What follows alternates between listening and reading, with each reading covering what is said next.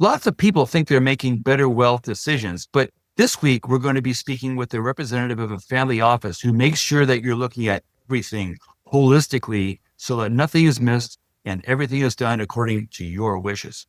This is Make Better Wealth Decisions, a podcast dedicated to helping pre-retirees and retirees manage risk and economic uncertainty by adopting a pension-style approach to improve your risk-return trade-off.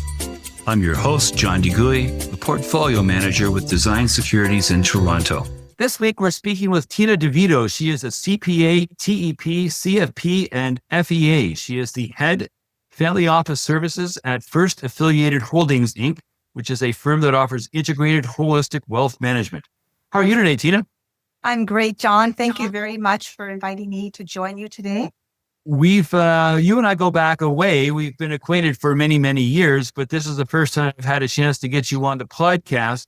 And this is, to the best of my recollection, the first time I've had anybody who is a representative of a family office speaking on the pod. So I think it would be great if we could just take a moment to set the stage by asking you, what exactly is a family office? John, that's $1 million question. And I think if you ask different people, they're going to have a different answer, but that's okay because there really isn't a single solution. So the way I describe it is a family office is there to support the family in any way that the family requires support. And so you have some firms at the opposite end of the spectrum where they're focused on the investment management, the managing the money. And then you have folks at the other end of the spectrum really focusing on family governance and family decision-making.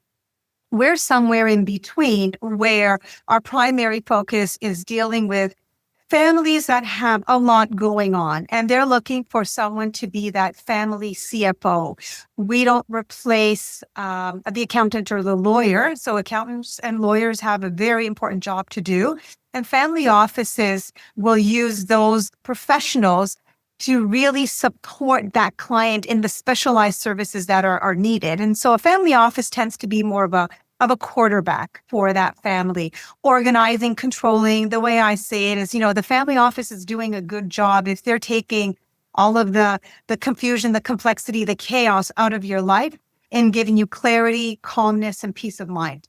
And it doesn't matter the services that particular office is delivering, it's whether those meet your needs. And some family offices will do a whole soup to nuts thing. It'll be a service where you're getting a real entourage. You're getting someone to mow your lawn and someone to manage your season's tickets for your sporting events and to take out your laundry and to do a real customized concierge service for a whole manner of things. And then in other instances, more like what you're doing with First Affiliate Holdings, more conventional, not super sexy. And some family offices, I guess I should also say, will actually have accountants on staff and maybe estate lawyers on staff, so that if you come, it'll all be integrated with one sort of team doing everything all at once. So again, to your point, family offices come in different shapes and sizes. And, exactly. Differences across the board. And it's funny because we won't walk the dog, but we do have some clients that do have season tickets that we manage when they are actually selling those tickets. We have clients that have a personal staff, whether they're personal chefs, housekeepers, or gardeners, and they're on their payroll. So we run their payroll for them. And so think of us as their back office. And we also do a lot of family legacy planning, succession planning, where there may be a business or there's a significant amount of capital, and we're trying to educate that next generation to be good stewards of that wealth, understanding what investments are and how do you make good investment decisions and what are the professionals you need around the table. So it is a little bit of soup to nuts, but like I said, we don't walk the dog or go pick up the laundry. So the podcast is called Make Better Wealth Decisions, and you inadvertently actually use that phrase as you were talking about what you do. So it's obviously, within the spectrum of maybe the high end, but certainly wealth decisions. So let's begin the actual interview now that we've established the ground rules by talking about what's going on in times of uncertainty. What are the things that people who need the services of a family office, what are they doing to come to you? What are they looking for when they come to you in 2026? What are the real hot buttons? And and maybe the things that are maybe a little more timeless that people might not otherwise think of. So maybe a little bit of each. Whenever there are times of uncertainty, people get very nervous about some of the decisions they've made in the past and whether they're still valid. And we basically look at what those decisions were rooted in. And if they were spur of the moment decisions, they maybe need to be revisited. But sometimes, you look back to why was that decision made, and it still aligns with the family's goals. It still aligns with the family's values. It still makes sense for that family. But with what's going on in the world today, we've seen travel certainly change, not necessarily diminish, but change where our clients are traveling for vacations. They're being a little bit more cautious about their own personal security as well as the location that they're going to and whether that place is a good place for them to be long term. In terms of investing, they are, again, worried about what's happening globally, economically. Is there going to be a recession? What should we be doing on an offensive and defensive positioning?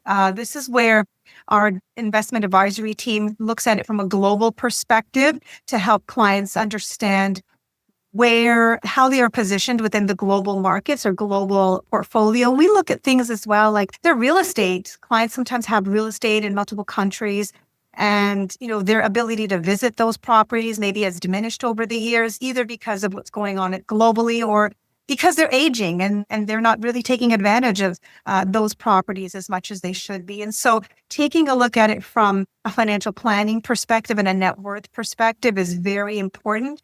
Do the decisions that have been made in the past, are they still applicable? Do they still make sense for the family where they are today? And what needs to be done to reposition if that's the case?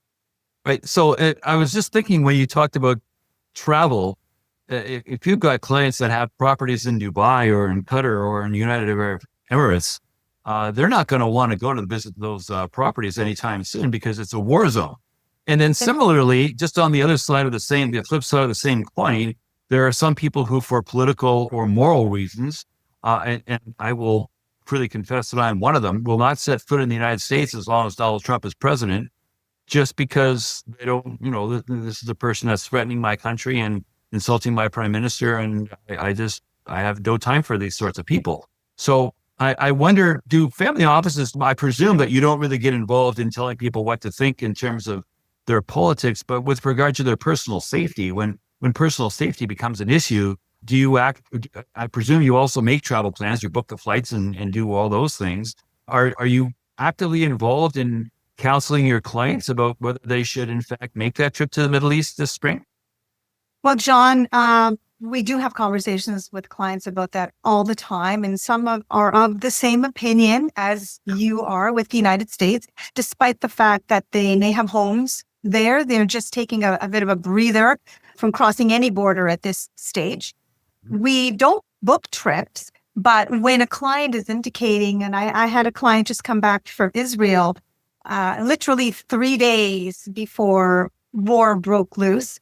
And before she went, we did advise to make sure that she had all of her insurance in place, travel insurance, ability to get back home quickly if needed, people knowing where she was and determining whether or not she needed any extra security while she was there. So there are those sorts of things that we will help clients think through and put in place before they do travel. But it's unfortunate that, we went from the world being this big, vast place to the world being really, really small and everybody traveling everywhere at the drop of a hat to becoming uncomfortable again with some global travel. And this will pass. I mean, there's things that are happening all over the world constantly, and I've got high hopes that this will resolve itself soon because uncertainty, when you think about the stress and that the uncertainty causes, that's actually terrible for a person's health.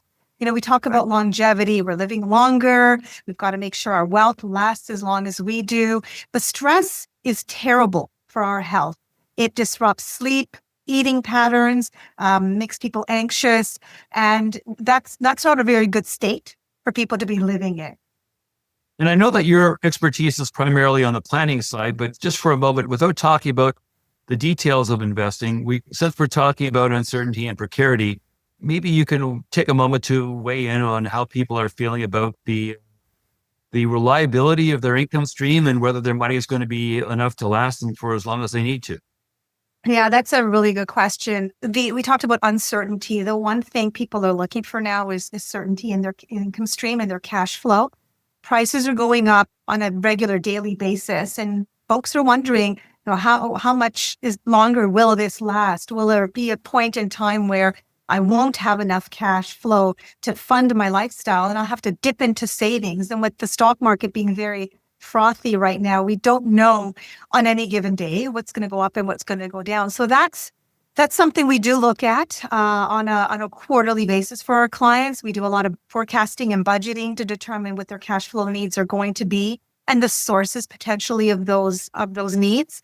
It's very difficult to look at it from a top line. So here's my CPA hat coming in. It's hard to look at it from a top line because what's more important is not what's coming in, but what you get to keep on an after-tax basis. So things like looking for certainty of income tax rates, looking for certainty of even old age security. I was talking to somebody the other day about dividends, and yes, they're a reliable income stream, especially with a lot of Canadian companies.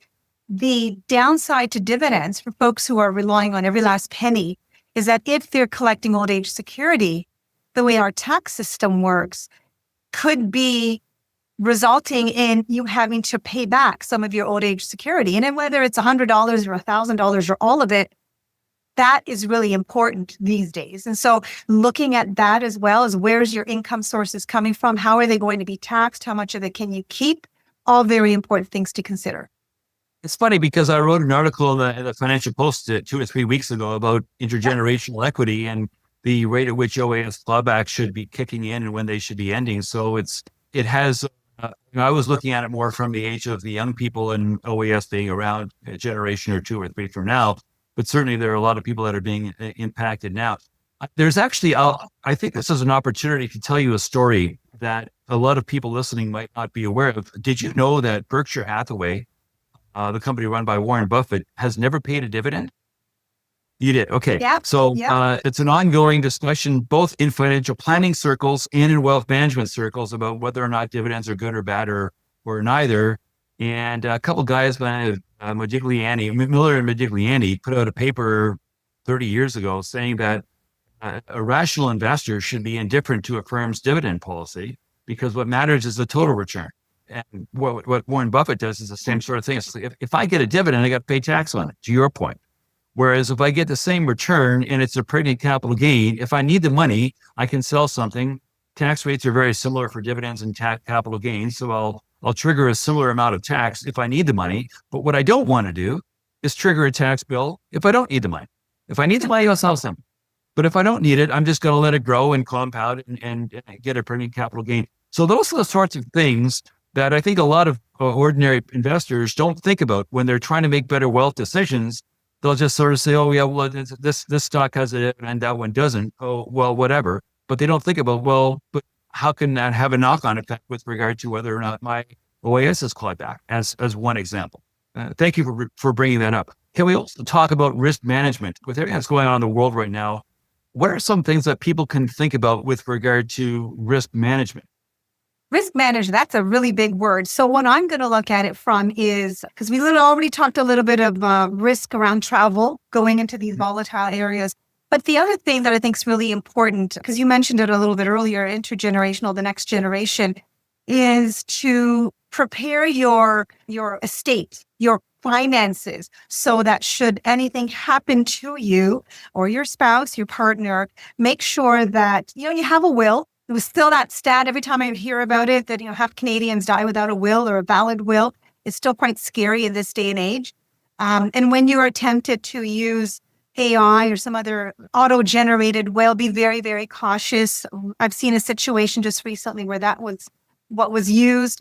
And there was an issue that they had overlooked, and it caused additional steps to be required once that individual passed away. But having a will, having powers of attorney in place, it's really, really key. Beneficiary designations. John, I don't know how many people, I've worked in financial services, and you're in investment side, how many people forget about their beneficiary designations? Let's make those up to date and current at all times. And also, don't rush to make assets joint with children. Right. Get your wills done. Get your wills done.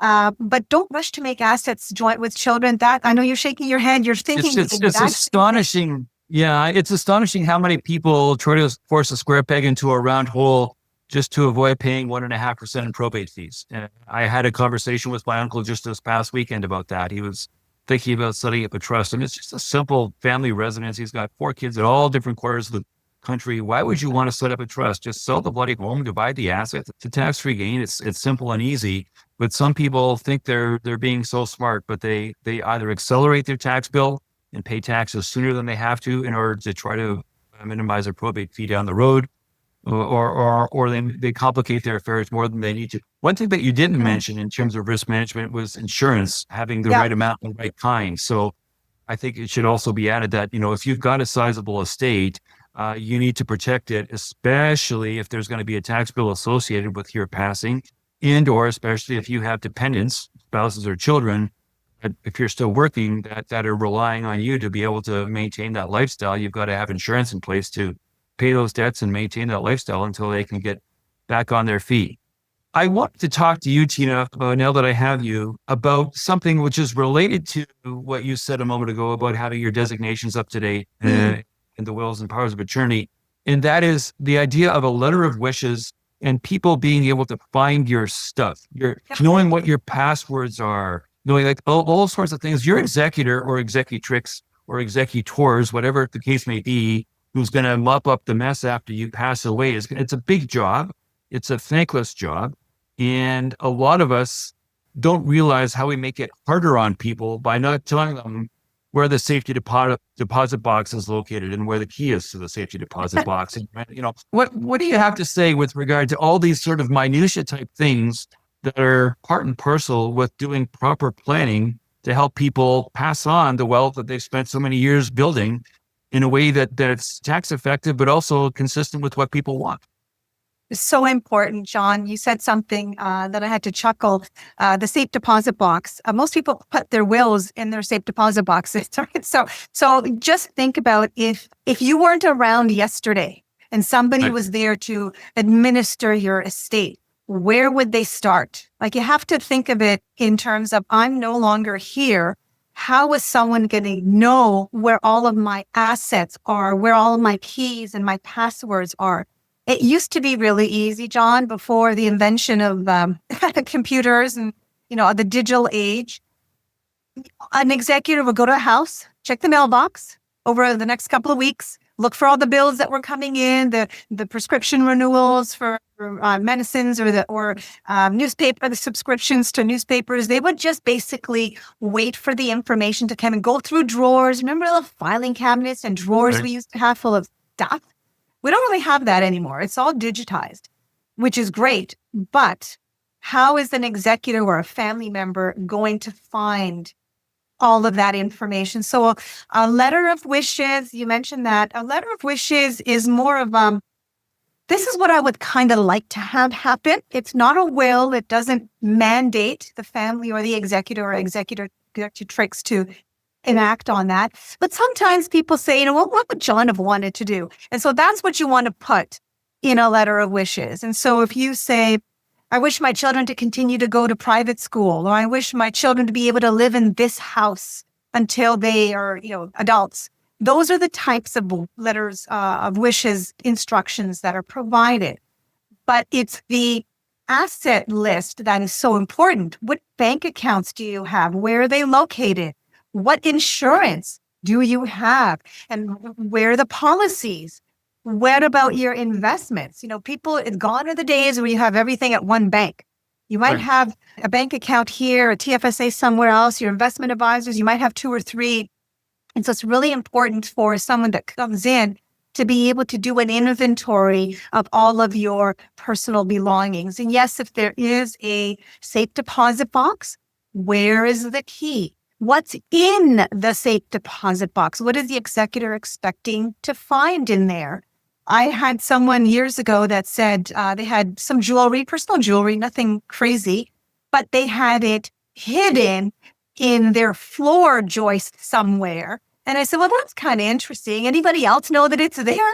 Because if folks don't know that there's a, makeshift safe in the floor joist somewhere, how is an executor going to find that? So this inventory list has all of the your assets, all of the credit cards you own, any loans that are outstanding, lines of credit. And also importantly, you're going to be happy about this, they should also list all of the professional advisors that they're working with. If anything happens to me, call John. He's got information on XYZ. If anything happens to me, call Tina. She's got information on ABC. Right. It's very, very important to create that roadmap for whoever will be there after you're no longer there to answer the questions. And that can be a financial advisor. It can be a lawyer, especially an estate lawyer. It can be an accountant. It could be a family office. Yeah, it could be a family office or any of the above. So any combination of those things. And a lot of people are relying on other people to organize their affairs. But a lot of people, I've updated my will, I think 4 times now. And every time I think, oh, geez, why did my last iteration of the will not make mention of this?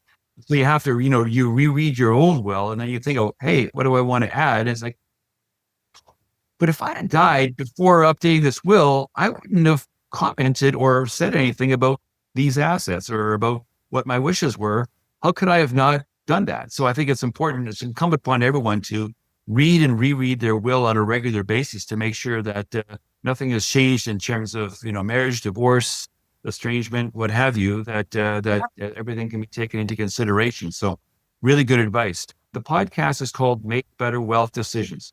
If it was up to you, the representative of a high-end family office, what advice would you give to listeners to help them make better wealth decisions?